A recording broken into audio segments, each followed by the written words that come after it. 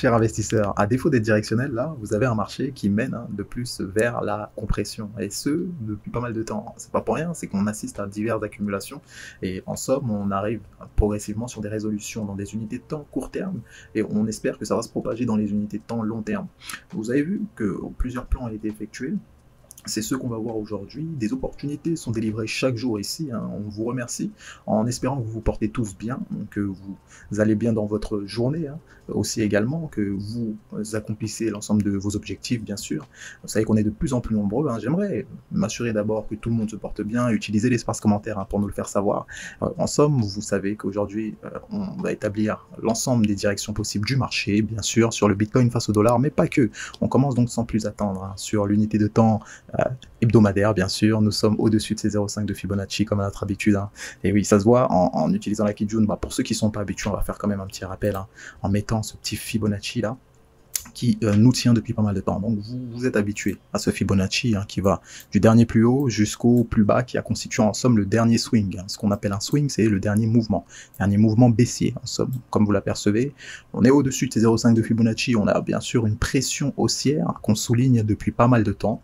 Cette pression haussière donc est manifeste, et en somme on constate qu'on se rapproche lentement mais sûrement de ces 50 000 en question. Donc, ce sur quoi on va s'attarder aujourd'hui, c'est davantage de précision, vous le savez, l'unité de temps journalière. Comment s'est passée la journée précédente? Donc, la journée précédente se solde par une respiration, un retracement du chandelier précédent. En somme, on va voir qu'un chandelier de cette manière n'est autre que de la compression dans les unités de temps inférieures.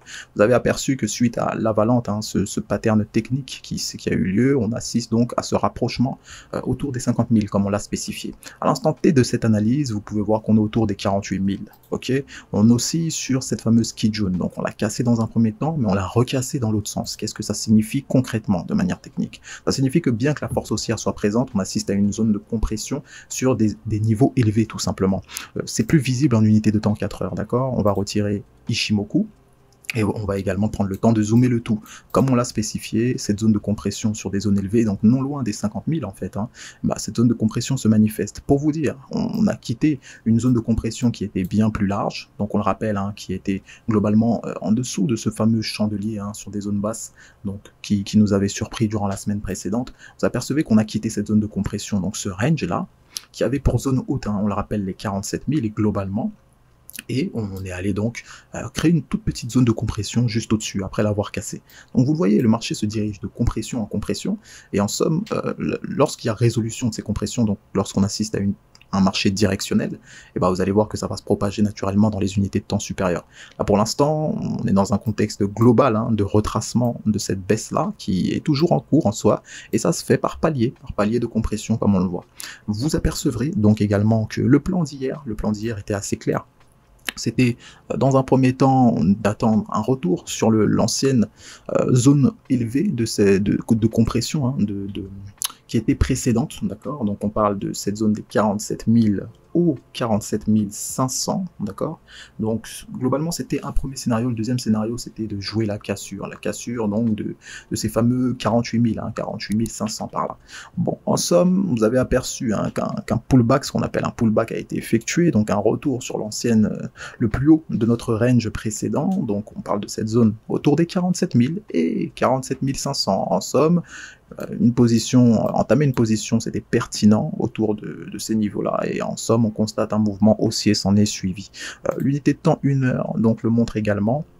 De manière plus précise, notre ancienne zone de compression, le haut qui était juste ici, actuellement, on a pu effectuer un très beau retour. Le mouvement qui s'en est suivi était, ma foi, magnifique. Donc en somme, plan correct, on va voir actuellement pour ce qui est du jour là. Concrètement, quelles sont les zones pertinentes à considérer si on souhaite faire du gain, tout simplement.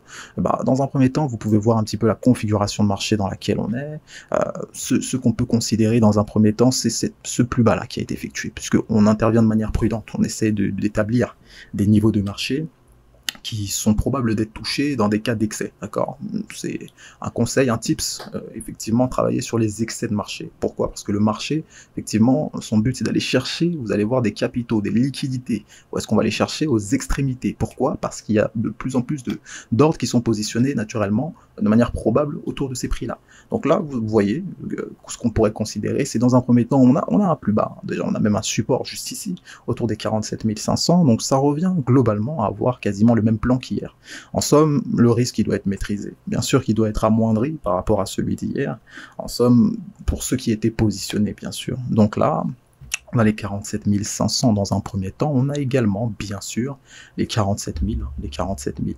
Globalement, c'est des zones qui pourraient nous tenir. Et en somme, si on a une réintégration de cette ancienne zone de compression là, qui était quand même assez grande, et bah en somme on passe notre tour. C'est toujours la même histoire, observation du prix sur certains niveaux. En somme, si ça paraît pertinent, si ça semble pas déconnant de rentrer, bah bien sûr qu'on entame une position. C'est toujours la même chose, hein, vous apercevrez cela, donc de manière prudente, avec une gestion adaptée. Adaptée donc pour en somme limiter les risques, maximiser les gains, toujours la même histoire. Vous apercevrez que donc des objectifs ne sont pas déconnants du tout, déjà autour des 48 000. Si on a donc ce rebond attendu, en somme 48 500, ça semble aussi assez logique de viser cela. Bon, vous apercevez très bien une cartographie du marché assez claire, globalement le même contexte qu'hier. On compresse, et qui dit compression dit future explosion. Donc on garde cela en tête, on n'oublie pas. Ça c'est pour le Bitcoin qui est assez clair, mais attention, l'Ethereum a aussi son mot à dire. Vous constaterez également qu'on a eu une compression également qui s'apparentait davantage à un petit canal baissier là qui a été cassé, en somme cassé par le haut, vous l'apercevez, c'est globalement la même chose pour ce qui est d'Ethereum. Retour, un très beau rebond autour des 3500 et plus hein, par extension.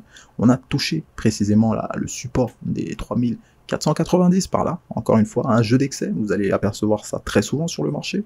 En somme, c'est des caractéristiques à retenir. Vous avez vu que là, actuellement, on entame dans une petite phase haussière, et c'est globalement la même idée, hein, que sur le Bitcoin. Ce qu'on pourrait considérer, on a plusieurs possibilités en somme. Hein. C'est vrai qu'on n'a pas fait l'exercice sur le Bitcoin, on peut le faire donc en exclusivité sur l'Ethereum. On a plusieurs mouvements hein, à considérer, donc si on veut s'attarder sur Fibonacci, d'accord, pour l'unité de temps 1 heure en question. Soit on considère le plus bas qui a été effectué juste ici, soit on considère ce swing là qui semble assez clair, on a un plus bas qui a été effectué juste ici. En somme, ça nous amènerait globalement sans grand hasard. On travaille autour des 0,5, 61.8 de Fibo. Bon, ça semble pas déconnant du tout.